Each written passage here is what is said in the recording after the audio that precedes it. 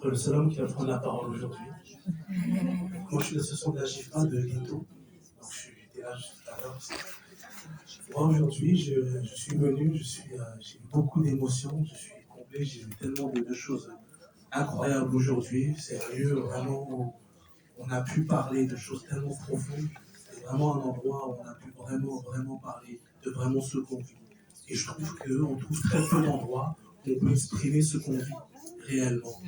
J'ai vu vraiment de l'écoute, de l'empathie, de l'amour, des choses que l'on oublie beaucoup.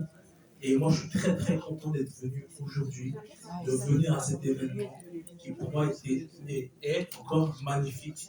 Des bonnes personnes, des belles âmes, des bonnes personnes qui ont envie de propager ça et de battre l'injustice, de vouloir aimer son prochain, de répandre l'amour. Je trouve que c'est vraiment magnifique d'être venu aujourd'hui.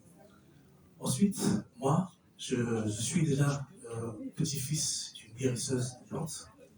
Et j'ai fait des écrits pour justement parler de ce que mes grands-parents ont fait et de ce que notre cheminement spirituel. Quand je dis cheminement spirituel, je parle de chaque épreuve de vie que chacun vit dans sa vie avec son prochain. Nous vivons dans des familles, dans des lieux où nous devons apprendre à nous connaître, à expérimenter les choses qui passent par la douleur et la souffrance. Et nous devons justement apprendre à aimer nous-mêmes et après on aime aussi notre prochain en même temps. Donc moi, ce que j'ai fait, c'est que j'ai fait 6 livres. J'ai fait 6 livres donc, qui parlent de philosophie de vie, qui parlent de bien-être, qui parlent de cheminement de conscience pour arriver à avoir l'illumination en nous de pouvoir s'aimer et aimer les autres. J'ai ensuite fait un livre qui s'appelle Royaume d'Afrique. Donc Royaume d'Afrique, moi je suis de Martinique, donc je suis des Antilles.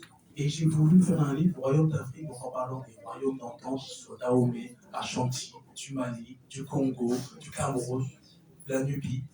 Parce que j'ai voulu rassembler les Antillais avec l'Afrique. J'ai voulu qu'en fait, qu'à l'avenir, comme nous entiers, on a été aussi séparés de l'histoire et qu'il y a un travail de reconnexion à faire qui est tellement évident, que j'ai voulu le mettre aux Antilles, mais pas que par la parole. J'ai voulu le mettre par écrit, parce que ça reste pour les générations futures. Et j'ai voulu qu'en Afrique, chacun connaisse les royaumes de chacun, parce que c'est ça qui est question.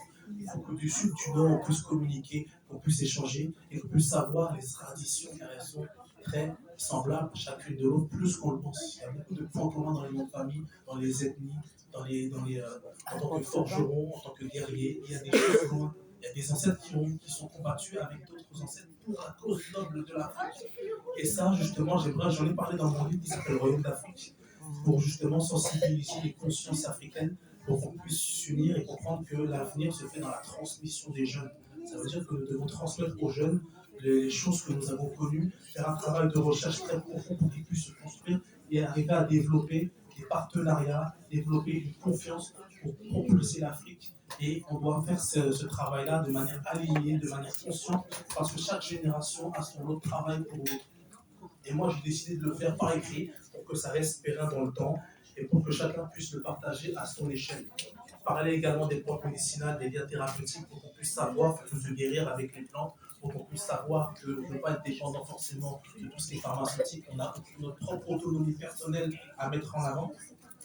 Donc c'est pour nous rendre acteurs et pour redonner justement l'héritage culturel que nous avons en Afrique et pour le transmettre. Parce que s'il n'y a pas de transmission, tout s'évapore et le travail de ceux qui ont été en haut ne sera plus aboutissant.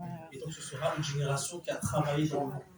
Donc c'est très important, très essentiel de le mettre par écrit, de le mettre justement en avant et de faire justement, j'essaie de faire une association pour justement un travail culturel et un travail de conscience, de lecture, parce que nous devons aussi renouer avec la lecture, nous devons faire apprendre aux jeunes d'arrêter le téléphone et de mettre en place des livres pour qu'ils puissent lire pour qu'ils puissent comprendre, pour que ça puisse cheminer une conscience, une intelligence, pour qu'ils puissent être dans la curiosité, pour qu'ils puissent justement être dans la transmission.